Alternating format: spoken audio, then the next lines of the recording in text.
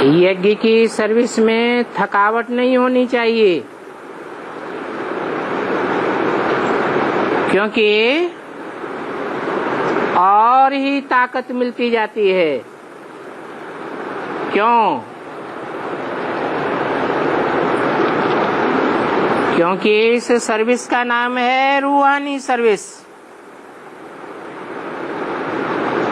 ये जिस्मानी सर्विस नहीं है। जिस्म थकता है या रूह थकती है, देह भान से थकान होती है, और रूहानियत से थकान नहीं होती, हल्कापन आता है।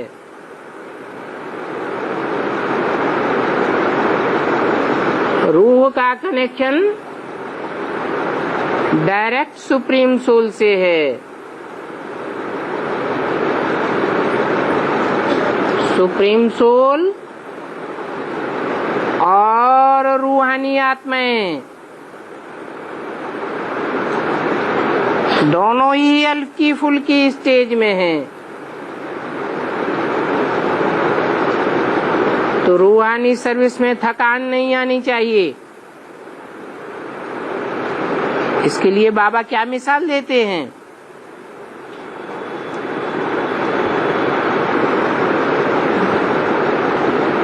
आबू रोड से माउंट आबू तक चले जाओ, तुमको थकान नहीं होगी।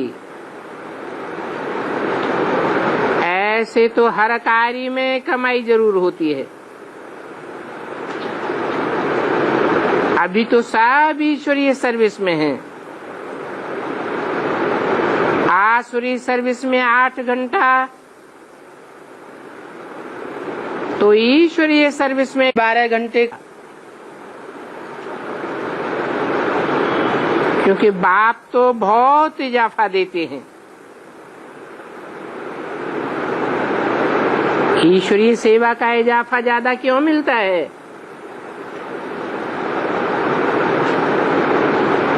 रूहानी सर्विस का इजाफा क्यों ज्यादा मिलता है? क्योंकि जिस्मानी सर्विस इस जन्म के लिए है, एक जन्म के लिए, और रूहानी सर्विस जो रूह की सर्विस है वो जन्म जन्मांतर के लिए इजाफा देने वाली है। गाया हुआ है कि दधीच ऋषि ने हड्डी भी दे दी। सन्यासियों को इतनी सर्विस नहीं करनी पड़ती है।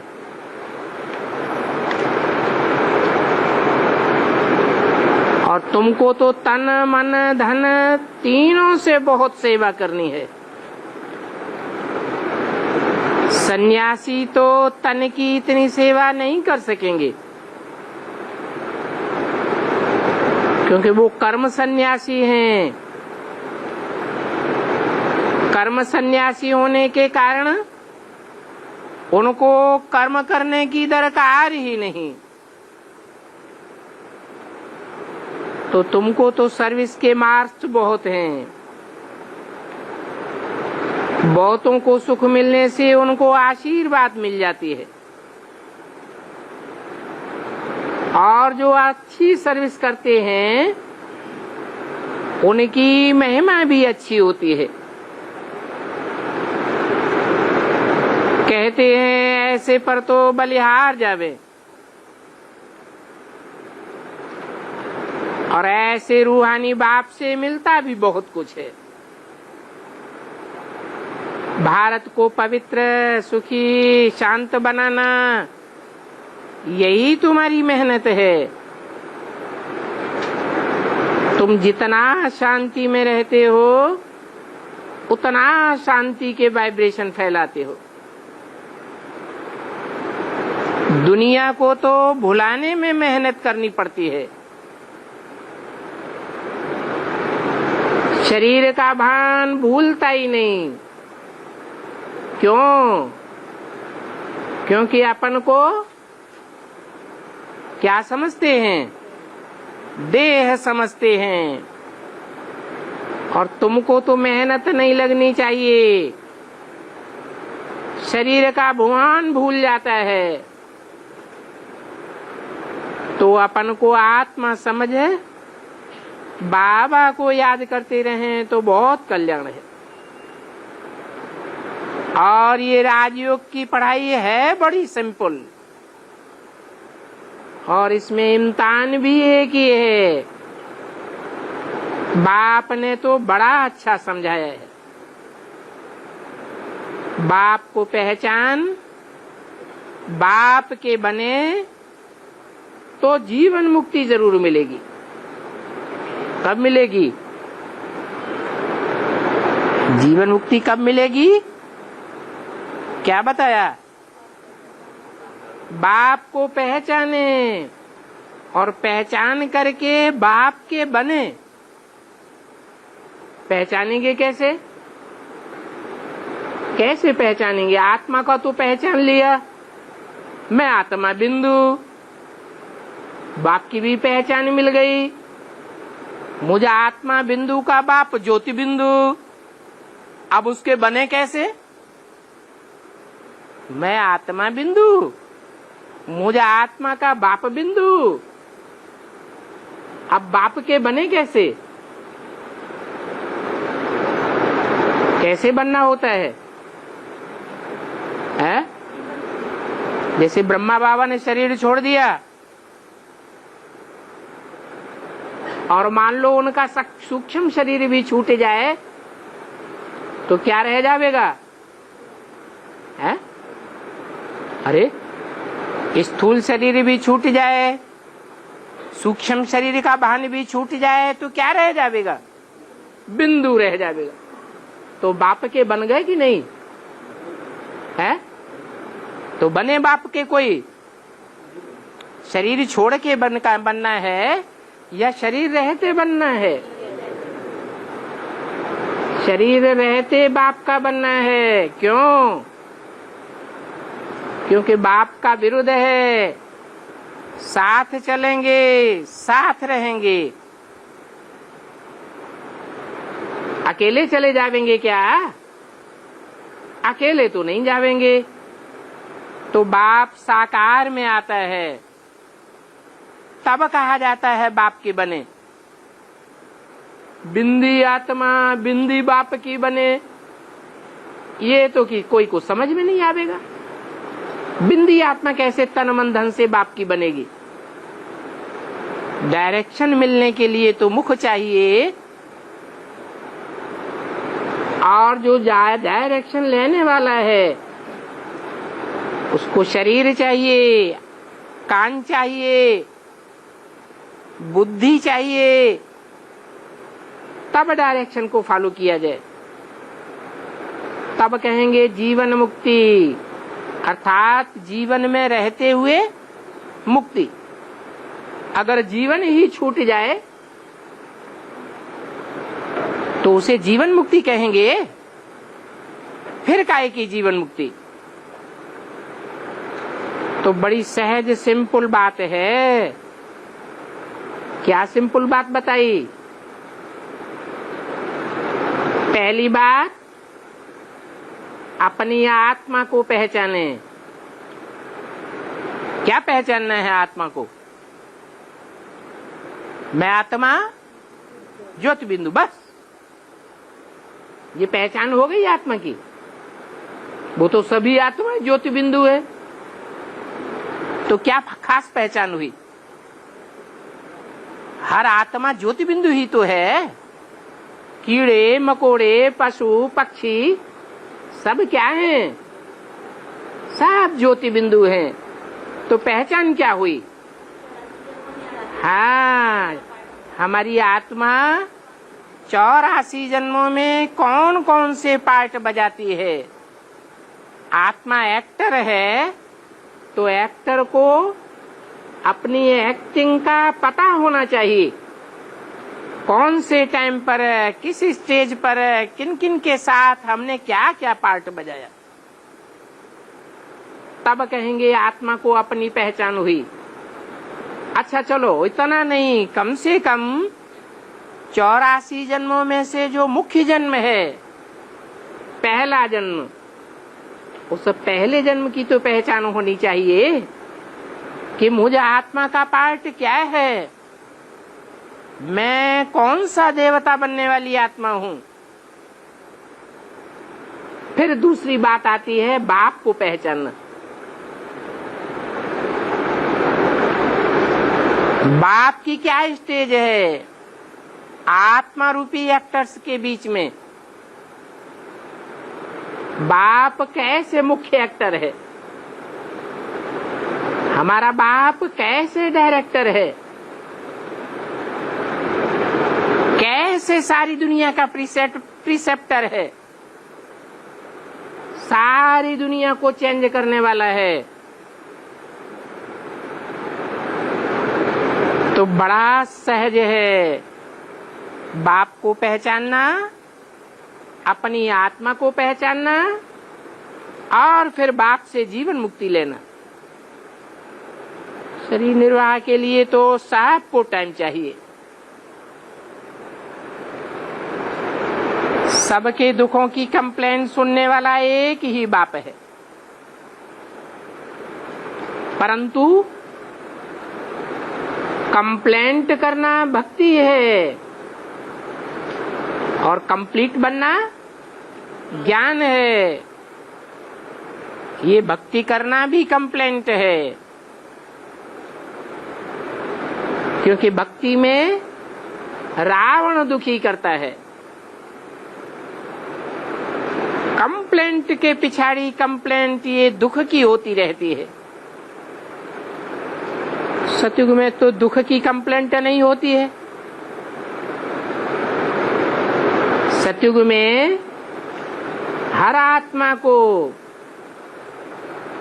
जो गोद मिलती है वो देवताई गोद मिलती है। वहां तो कोई कंप्लेंट की बात ही नहीं, परंतु देवताओं की गोद से भी ऊंची गोद होती है ईश्वर की गोद। ये ईश्वर सबसे उत्तम गोद देता है। हाँ, ईश्वरीय गोद में कोई जास्ती नहीं रह सकते हैं, तो नंबरवार तो रह सकते हैं ना।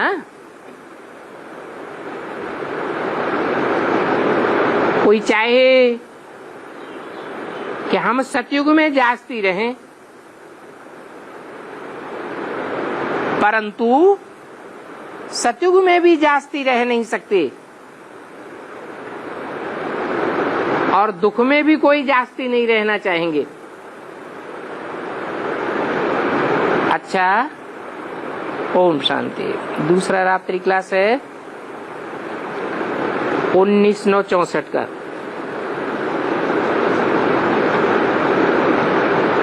बाप को सर्विस का शौक है तो बच्चों को भी सर्विस का शौक चाहिए। सर्विस करते हैं सो अपने लिए ही करते हैं। बाप किसके लिए करते हैं? अपने लिए है। सुप्रीम सोल बाप अपने लिए नहीं करते हैं, क्योंकि उनको अपना रथ ही नहीं है, तो उनको कोई स्वार्थ भी नहीं है। हाँ, जिसमें प्रवेश करते हैं उनको अपना रथ है, तो वो रथ ही जो सर्विस करते हैं वो अपने लिए करते। ऐसे ही तुम बच्चे भी अपने लिए सर्विस करते हो, अपना और औरों का कल्याण है, तब ही बाप के दिल पर चढ़ेंगे।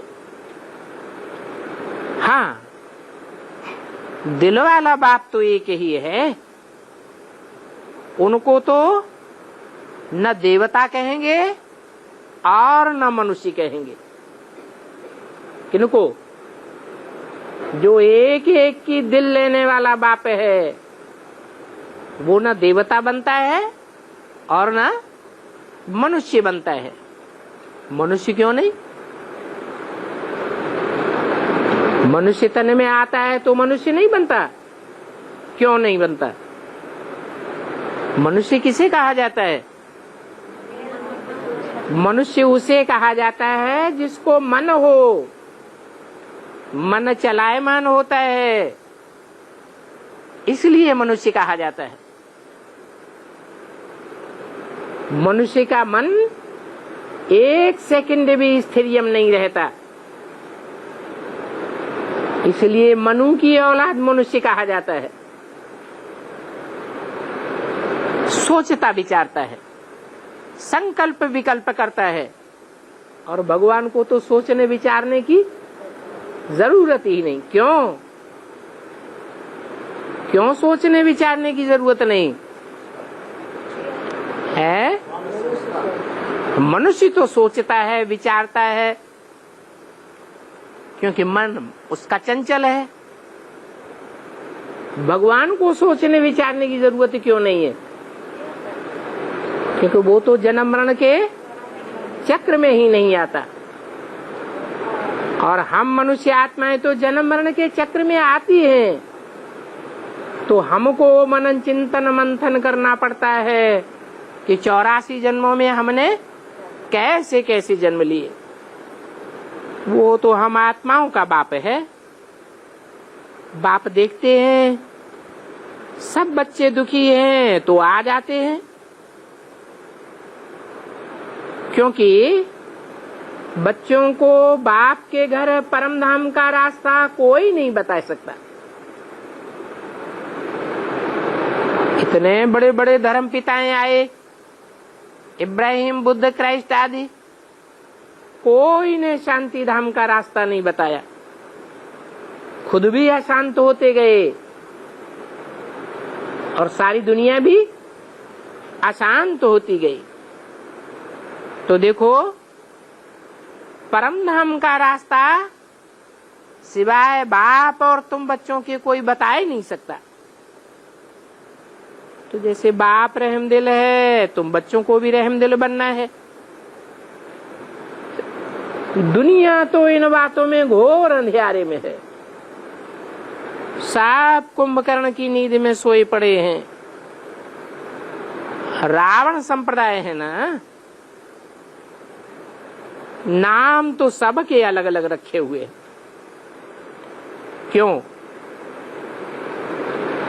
है?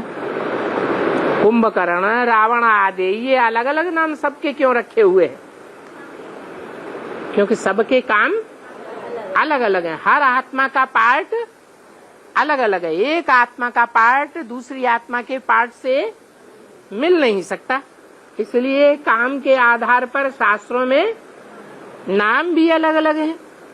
आसुरी संप्रदाय कोई भी अपन को नहीं समझते, और फिर अपन को कोई सदाकाल दुखी भी नहीं समझते हैं, क्योंकि उन विचारों को पता ही नहीं है दुख किसको कहा जाता है।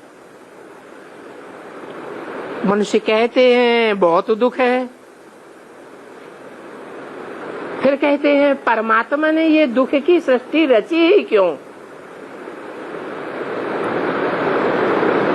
दुख की सृष्टि परमात्मा ने रची? अरे दुनिया में भी लौकिक बाप होते हैं, अपने बच्चों के लिए दुख के लिए मकान बनाते हैं, दुकान या कारखाना बनाते हैं, बच्चों को दुख मिले इसके लिए बनाते हैं। काहे के लिए बनाते हैं? बच्चों के सुख के लिए बनाते हैं। ये तो हद का बाप नहीं है, ये तो बेहद का बाप है। तो जो बेहद का बाप है वो अपने बच्चों के लिए दुख की सृष्टि क्यों रचेगा? बाप कहते हैं हम तो सदा सुख की सृष्टि रचता हूँ। दुख देने वाले को रावण संप्रदाय कहा जाता है। दुख देने वाले को कोई नहीं याद करता, और सुखदाता बाप को तो सारी दुनिया याद करती है। तो अब चलो सुखधाम, देह सहित सब मित्र संबंधियों आदि को छोड़ो,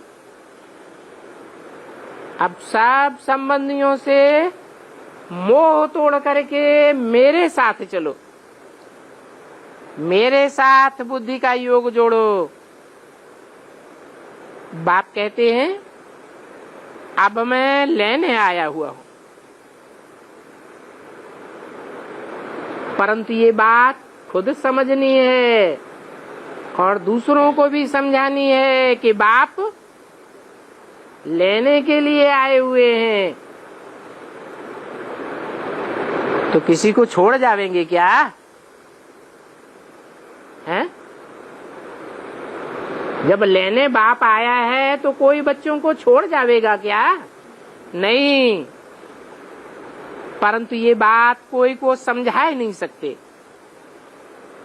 तुम्हारा लौकिक बाप भी है और पारलौकिक बाप भी है।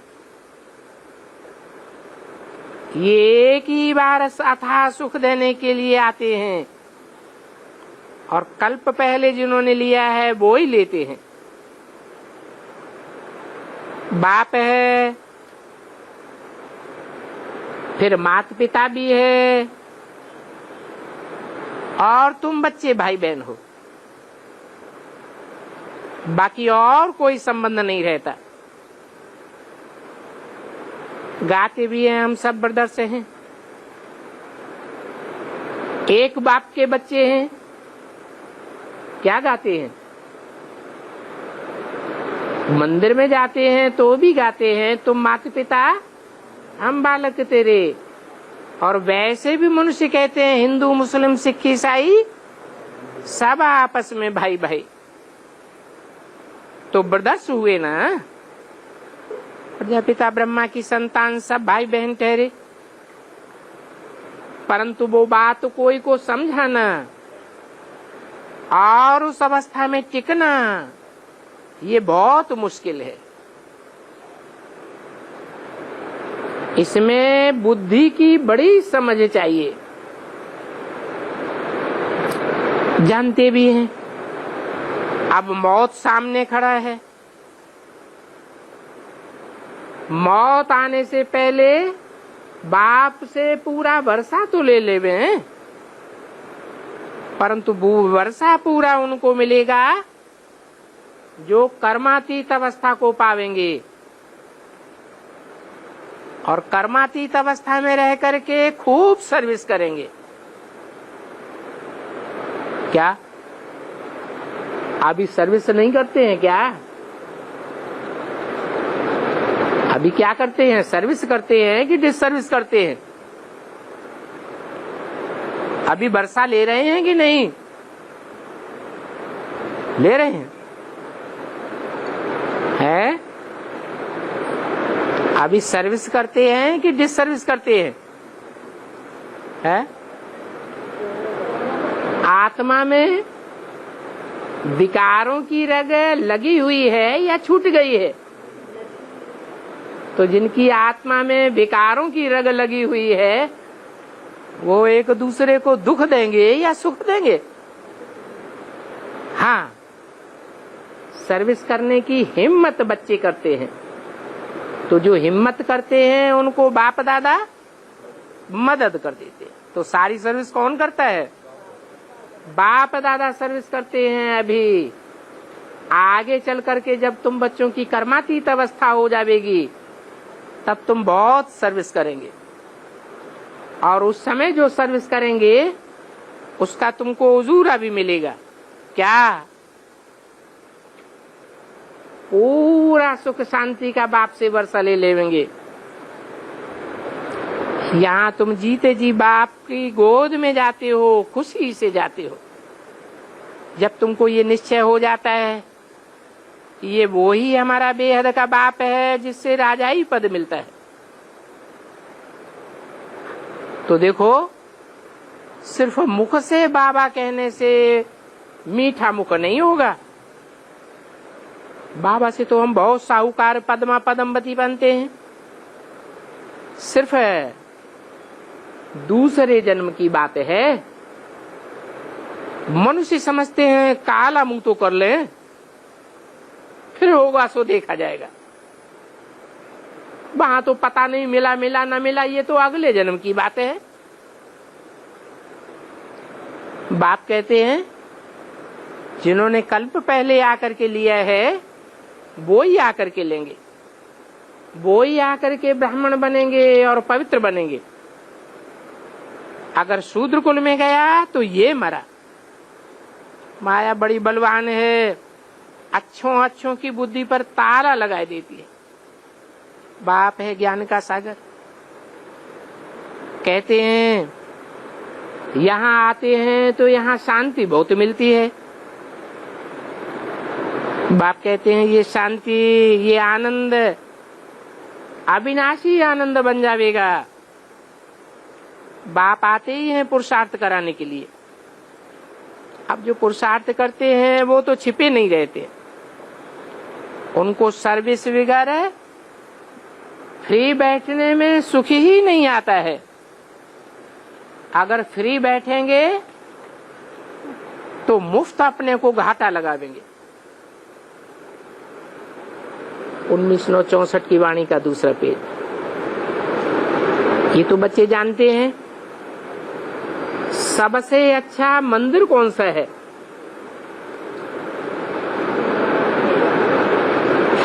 वो तो कलयुग में बनाया गया। दिलवाड़ा मंदिर द्वापर के आदि में बना है या कलयुग के आदि में बना है? तमो प्रधान युग के आदि में बना है। तो दिलवाड़ा मंदिर सबसे अच्छा मंदिर होगा या सोमनाथ मंदिर सबसे अच्छा होगा? सबसे अच्छा मंदिर सोमनाथ का है। नाम क्या रखा है? सोमनाथ। क्या अर्थ हुआ है? किसको ना था? बैल होता है तो बैल की नाक में नकेल डालते हैं तो कहते हैं बैल को नाथ लिया, ऐसे कहते हैं ना। पुरुष क्या करते हैं? शादी करते हैं तो स्त्री की नाक में क्या डाल देते हैं?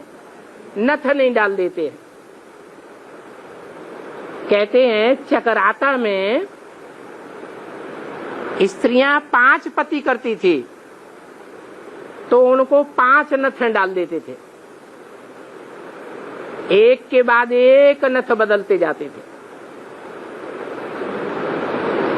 नाथ लेना माने क्या? कंट्रोल करना। इसका मतलब है ये सोमनाथ मंदिर किस बात की यादगार हुई है? नाथना बैल के लिए कहा जाता है। कौन है बैल? ब्रह्मा की सोली ही बैल का काम करती है। क्या काम किया उन्होंने ऐसा है? गीता का भगवान स्वयं को मान लिया, समझ लिया कि मैं ही गीता का साकार में भगवान हूँ। मेरे अलावा संसार में गीता का साकार भगवान और कोई हो ही नहीं सकता। अब ऐसे अहंकार वाली आत्मा को कंट्रोल में जिसने प्रैक्टिकल में किया उसकी यादगार है सोमनाथ मंदिर। और दूसरा कौन सा यादगार है?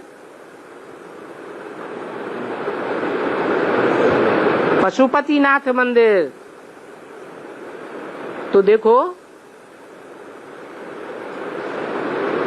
कारीगरी के हिसाब से देखें तो दिलवाड़ा मंदिर है बहुत अच्छा बनाया हुआ है। कितनी कारीगरी है। नीचे राजयोग में बैठे हैं, ऊपर में राजा ही है। तो इस दिलवाड़ा मंदिर में तुम बहुत सर्विस कर सकते हो और कोई मंदिर में इतना मजा नहीं आवेगा। तो ये तुम्हारी सर्विस का यादगार है क्या तुम्हारी सर्विस का यादगार सोमनाथ मंदिर है या दिलवाड़ा मंदिर है? दिलवाड़ा मंदिर है। वंडर तो ये है कि तुम्हारा हेड ऑफिस भी यही है और तुम तपस्या में भी कहाँ बैठे हो? दिलवाड़ा मंदिर का जो एरिया है वहीं तुम तपस्या में बैठे हो। कब की यादगार है? वर्तमान समय की यादगार है कि आने वाले समय की यादगार है? आने वाले समय की यादगार है। जो पुजारी सो फिर पूज्य बन जाते हैं, और पूज्य और पुजारी दोनों कौन से युग में होते हैं? संगम युग में पूज्य भी बनते हो और संगम युग में पुजारी भी बनते हो। पहले क्या बनते हो? पहले पुजारी हैं, बाद में पूज्य बनते हैं। तो देखो, पूज्य बनने वाले भी हैं। तुम पूज्य बने हो तो तुम्हारे चित्र भी बनते हैं। ये चित्र तुम्हारे चरित्र की यादगार हैं।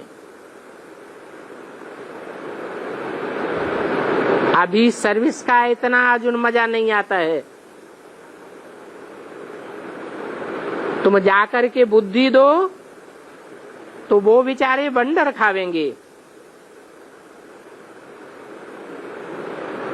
अंदर में घुस जाना चाहिए, क्योंकि तुम तो सब की बायोग्राफी को बता सकते हो। बाप तो डायरेक्शन ही देंगे, मम्मा बाबा तो वहां समझाने के लिए नहीं जावेंगे, परंतु बच्चों में शौक नहीं है। क्यों शौक नहीं है? क्योंकि इन बातों को समझाने के लिए विचार सागर मंथन नहीं करते हैं। माया नाक से बड़ा अच्छा पकड़ लेती है। कब नाक से पकड़ती है, कब कान से पकड़ती है। ये कैसे है? नाक से पकड़ती है, माना दूसरों के अवगुणों की सूंगा सांगी ज्यादा करते हैं। अपने अवगुणों को नहीं देखेंगे कि मेरे में भी अवगुण भरे पड़े हैं। तो माया नाक से पकड़ लेती है। और कान से कैसे पकड़ती है? सुनी सुनाई बातों से भारतवासियों ने दुर्गति पाई है, तो कान से भी पकड़ती है। मंदिर वालों को पकड़ने से तुम बहुत सर्विस कर सकते हो। इस कमाई में ग्रहाचारी भी बहुत लगती है। कभी देखो तो अवस्था बहुत अच्छी बन जाती है, कभी देखो कैसी बन जाती है। ऐसा क्यों होता है?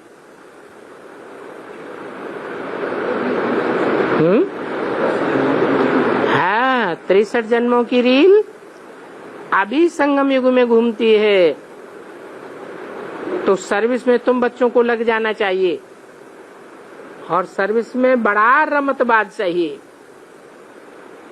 बाबा तो शक्तियों का नाम बाला करते हैं। इन शक्तियों को जगाया है औरों को जगाने के लिए। आगे चल करके कोई नया अच्छा पैदा हो जाएगा। कौन से सन की वाणी है? 64 की वाणी है।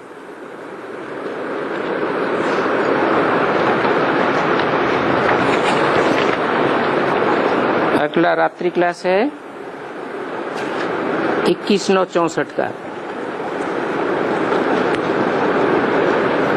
ये है बाप और बच्चों का स्वीटेस्ट संबंध है। अति प्यारा संबंध है। कहा भी जाता है स्वीट, स्वीटर और स्वीटेस्ट, क्योंकि बाप भी बहुत मीठा, बहुत प्यारा है, तो बच्चे भी बहुत मीठे हैं और बहुत प्यारे हैं। पहचान मिलती है। कल्प बाद पहचान मिलती है तुम बच्चों को मीठा बनने के लिए। मीठे शिव बाबा की संतान बनते हो। पहले भी संतान थे, फिर बाद में भूल करके रावण के बन जाते हो। अभी ईश्वर के संतान बने हो तो सोचना चाहिए ये कितना मीठा संबंध है। वो रावण का संबंध कितना कड़वा होता है। वो है जीवन बंध और ये है जीवन में रहते सुख और संबंध अर्थात जीवन मुक्ति। जबकि स्वीटेस्ट बाप है तो जरूर बच्चों को इतनी खुशी का पारा चढ़ना चाहिए। पुरुषार्थ से ही पारा चढ़ेगा। उन रावण की जंजीरों को काटना है। ऐसी स्टेज बनाए जो शिव बाबा के सिवाय और किसी की याद ही ना आवे। इतना पुरुषार्थ करना है पिछाड़ी में कि और कोई भी याद न रहे। इसको अब विचारी याद कहा जाता है। बाकी यहाँ पूजा तो करनी नहीं है। पूज्य बनने के लिए पूजा छूट जाती है। सिर्फ याद की बात है। भक्ति में किसको भी याद करने से इतना फल नहीं मिल सकता जितना अभी याद करने से तुमको फल मिलता है। बच्चे जानते हैं बाप की याद से ही बाप का वर्षा मिल जाता है। भक्ति मार्ग में तो प्राप्ति का कुछ भी पता नहीं रहता और ही दिन प्रतिदिन कंगाल बनते जाते हैं। बच्चे जानते हैं एक बाप की याद में हमको रहना है। भक्ति मार्ग में मित्र संबंधी आदि भी बहुत याद पड़ते हैं। यहाँ न मित्र संबंधियों की याद और न तुमको देवताओं की याद रहती है। बस एक ही बाप तो और ही तुम्हारे लिए सहज हो जाता है। बुद्धि के भटकने की बात ही नहीं रहती। जितना बाप को याद करेंगे उतना बहुत प्राप्ति होगी। बाप की याद से वर्षा और वर्षे की याद से बाप। बच्चे जानते हैं बाप से ही वर्षा मिलता है प्रॉपर्टी का। ये बातें सिर्फ तुम बच्चे जानते हो और वो ही बच्चे जानते हैं जिन्होंने बाप को जाना है। बच्चों को फिर बाबा का शो करना है। तुम कहेंगे अब हमको बेहद का बाप मिला है तो उनसे ही हमारा योग जुट जाता है। लौकिक बाप होते हुए भी याद उनको करना है। गृहस्थ व्यवहार में रहना है, रह करके फिर अवस्था को जमाना है। बाप के साथ भी बच्चे चाहिए। माँ बाप और बच्चे और तो कुछ है नहीं। नंबरवार पुरुषार्थ अनुसार बच्चे इस अवस्था में रहते हैं। बच्चे जानते हैं ये गुप्त वेश है। बाप स्वयं कहते हैं मैं इनका रथ बना हूँ। ये रथ है, ब्रह्मा का रथ है। ब्रह्मा से ही ब्राह्मण पैदा होते हैं। अर्जुन से फिर ब्राह्मण कैसे पैदा होंगे? ऐसे ऐसे अपन से वार्तालाप करना चाहिए। अर्जुन माना जो पुरुषार्थ का अर्जुन करे सो अर्जुन। और ब्रह्मा माने है ब्रह्मा माने बड़ी माँ। बड़ी माँ अपने लिए कुछ करती है? माँ अपने लिए करती है या किसके लिए करती है? बच्चों के लिए सब कुछ करती है। अपने सुख दुख भी किसके लिए लुटा देती है? बच्चों के लिए लुटा देती है। तो ब्रह्मा से तुम ब्राह्मण पैदा होते हो।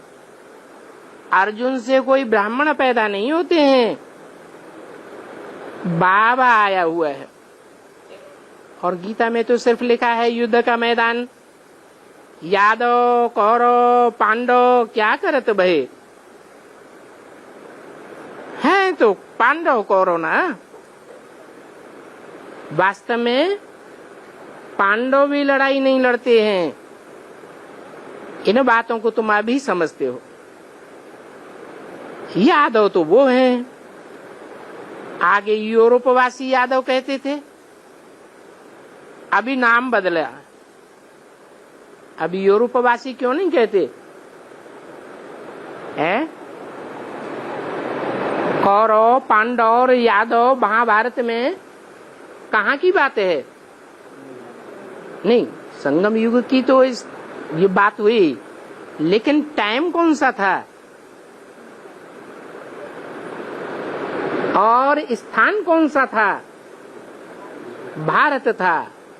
भारत में पांडव भी थे, भारत में यादव भी थे और कौरव भी थे। पहले तो समझाते थे यूरोपवासी यादव, अभी समझते हैं कि महाभारत युद्ध में गायन जो है वो यूरोपवासी यादवों का है या भारतवासियों का है। तो यूरोपवासियों से क्या अर्थ हुआ है? यादव उन्हें कहा जाता है जो सदैव देह अभिमान में रहते हैं। क्या? जो सदैव देहवान में रहते हैं, इसलिए उनका नाम ही है यूरोपवासी। कहाँ के वासी? रूपवासी। रूप देह में होता है या निराकार आत्मा में होता है? देह में रूप होता है। तो देह अभिमानी होते हैं सबसे जास्ती यादव। तुम इन बातों को समझते हो? वो यादव हैं। तो अभी नाम बदल दिया है। इन यादवों के पेट से दिखाते हैं क्या निकला? मूसल निकले। कौन से मूसल निकले? ये मिसाइल्स की बात है। वो है स्थूल मिसाइल जो यूरोपवासी यादवों से निकलते हैं। और अभी ज्ञान के मिसाइल्स की बात है। दुनिया के हिसाब से अरे ये यूरोपवासी जो यादव हैं वो मिसाइल्स की ताकत किन के पास ज्यादा है?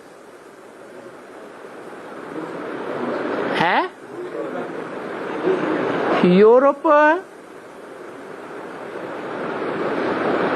में बर्लिन था जिसके दो हिस्से थे। एक हिस्सा था रूस के पास और एक हिस्सा था उन क्रिश्चियंस के पास जो गिरजाघर को मानते थे। रूस वालों ने बम बनाना शुरुआत किया। वो रूस की ताकत फिर यूरोपवासियों के हाथ आई और यूरोपवासी ही अमेरिका में जाकर के जब बस गए हैं, वो अमेरिका अभी सबसे जास्ती ताकतवर हो गया एटम बम की ताकत में, मिसाइल्स की ताकत में। अभी उनके पेट से जो मिसाइल्स निकले हैं वो सारी दुनिया को खलास कर देंगे। ये मूसलों से क्या होता है वो तुम समझते हो। वो है हद के मूसल और यहाँ है बेहद के ज्ञान के मूसल। भारत के हिसाब से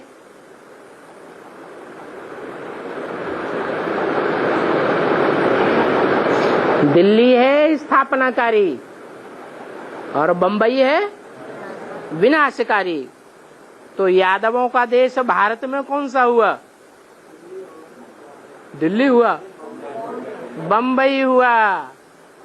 अभी प्रैक्टिकल में देख रहे हैं ना, ज्ञान के बम कहाँ से निकले? बंबई से निकले। और नाम भी क्या पड़ा है? हर हर बम बम के नाम पर नाम पड़ता है बंबई। अभी इन बातों को तुम समझते हो। गीता से ये सब बातें मालूम थोड़ा ही पड़ती हैं। अभी जानते हैं एटॉमिक बम्स कलप पहले भी बने थे। क्या नाम रखा उनका?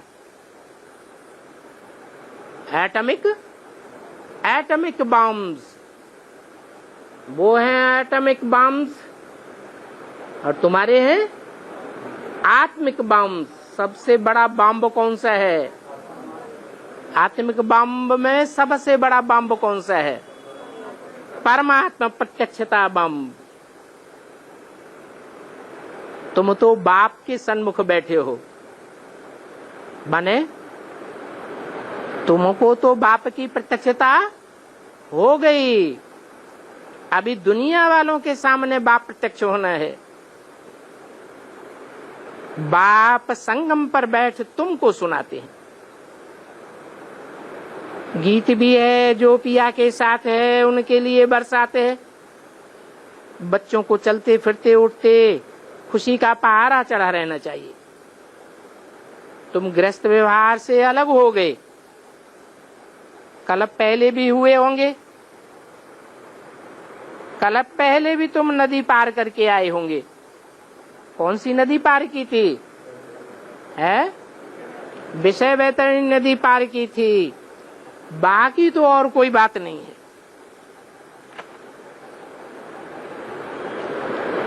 कृष्णपुरी कंसपुरी दिखाते हैं। 2164 के रात्रि क्लास। कंसी जरासिंधी भी अभी की आसुरी संप्रदाय को कहा जाता है। अभी के आसुरी संप्रदाय कौन है? कंसी। और कौन है जरासिंधी? अभी की माने संगम युग में कोई ब्राह्मण संप्रदाय है, जिनमें कोई कंसी भी है और कोई जरासिंधी भी है। कौन है कंसी? हाँ, सिंधी माने जो सिंध से आए हुए हों। मूल पैदाइश कहाँ की है? सिंध की। तो ब्राह्मण संप्रदाय में ही वो जरा माने पुराने सिंधी बैठे हुए हैं, जिनके हाथ में सारी सत्ता, सारे जोनल इंचार्ज अगर देखे जाएं तो बेसिक नॉलेज में कहाँ के जोनल इंचार्जेस हैं? जो सत्ता लिए बैठे हैं, सिंध के हैं। और कंसी कौन है? कंस किसको कहा जाता है? कंस ने क्या जघन्य अपराध किया? कंस ने छोटे छोटे बच्चों को काट दिया, मार दिया, बच्चों को मार दिया। ये तो आज की दुनिया में कोई बड़ी बात नहीं, क्योंकि बच्चे तो बड़े होके सब दुर्योधन दुशासन बन जाते हैं। लेकिन फिर कौन सा पाप बड़ा कर दिया है? कन्याओं को भी मार दिया, हत्या कर दी। वो होती है स्थूल हत्या। यहाँ ज्ञान मार्ग में बेहद की हत्या क्या है?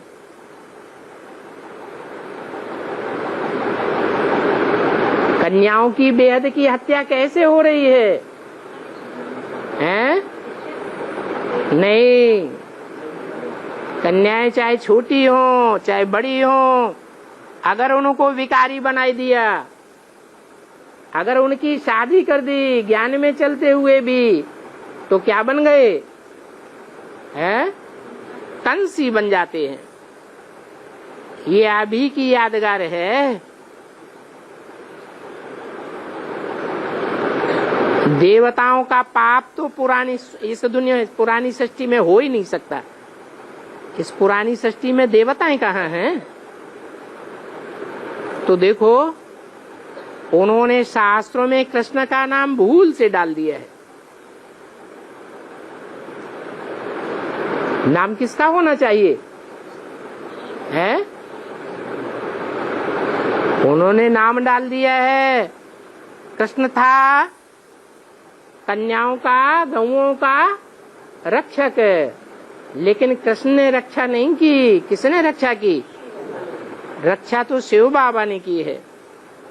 यज्ञ के आदि में भी दादा लेखराज ब्रह्मा उर्फ कृष्ण का नाम डाल दिया कि ब्रह्मा ने भगाया। वास्तव में वो कहानी किसकी है? प्रजापिता की कहानी है। मुरली में क्या बोला? कहानी किसकी है? प्रजापिता की कहानी है, ब्रह्मा की कहानी नहीं है। कहा भी जाता है ब्राह्मण देवताय नमः। ब्रह्मा द्वारा ब्राह्मण धर्म स्थापन तो हुआ, फिर देवता क्षत्रिय कुल में आवेंगे। ब्राह्मण का कुल देखो अभी कितना छोटा है, वर्ण भी दिए गए हैं। तो बुद्धि में रखना है हम आत्मा हैं। 84 जन्म हमारे पूरे हुए, अब बाप आए हैं हमको लेने के लिए। इन बातों को समझने में बड़ी मेहनत लगती है। याद करने का चार्ट निकालते रहो। सारा दिन में हमने कुल टोटल कितना याद किया, समझ तो सकते हैं ना हम कितना समय बाप को याद करते हैं। ऐसे माता पिता को समझ करके फिर कम पुरुषार्थ करने से घाटा पा जाएंगे। ये तो बेसमझ हो पड़ते हैं। जानबूझकर घाटा नहीं डालना चाहिए, कल्प कल्प का घाटा पड़ जाता है। ऐसे माता पिता को छोड़ करके फार कति दे देते हैं। कितने हैं जो माता पिता कह करके भी फिर भूल जाते हैं। कितना भारी वर्षा मिलता है, परंतु माया बहुत सामना करती है। माँ बाप भी पुरुषार्थ करते होंगे तो उन्होंने पद पाया है, उनको देख करके हम भी क्यों न पद पावे। बड़ा भारी पद है। बल स्वर्ग के मालिक तो बनते हो, फिर भी 8 ही हैं जो सजाएं नहीं भोगते, बाकी तो सबको सजाएं भोगनी पड़ती है। बहुत दंड भोगेंगे, तो क्यों ना हम याद से विक्रमाजीत बन दिखावे। माया ऐसे थपेड़े लगाती है जो बिल्कुल मर जाते हैं, फिर भी थपेड़े तो लगाती है, फिर भी प्राप्ति क्या है? बल माया थपेड़े लगाती है, फिर भी प्राप्ति क्या होती है?